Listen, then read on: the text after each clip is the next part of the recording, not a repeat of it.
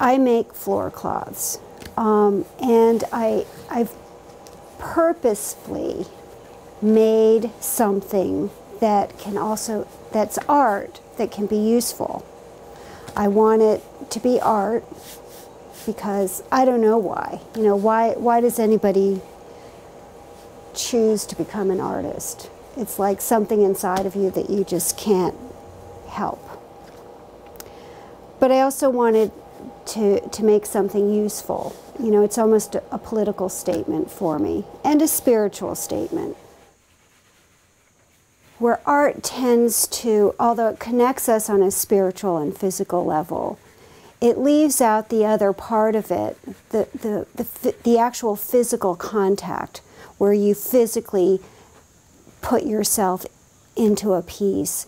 If you're a potter and you make something that's useful, the person who owns the piece uses it, and they're connected with it physically. They use it. And this is just the same thing. It's hard. You know, it's kind of like the difficulty in it is that traditional floor cloths look like rugs, and these don't look like rugs. So I've put myself in a really difficult position of saying, this is art, but I want you to step on it. Art has become so elite. Only people who are already very, well off can afford to make art, can afford to buy art, and really to understand art. Because, most artists, to get established, have to have that academic resume. Your master's, your MFA, come out of a school. And so they make art that's geared more towards, that intellectual market. And I'm a working class person. I'm a working class person, and I never went to college. And so my work comes from more of a basic working class and maybe, spiritual place.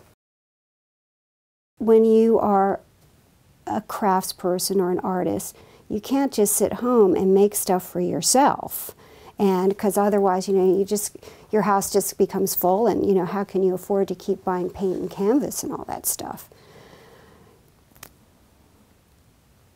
One of the ideas in my work, and it's expressed a lot, but also I talk about it a lot, is the idea that traditional art, non-functional art, is put on the wall and you're separate from it. You are connected to it on a certain level, but you're not allowed to touch it. You're separate from it physically, and to a certain extent, that person has made their work, and they're still the other person.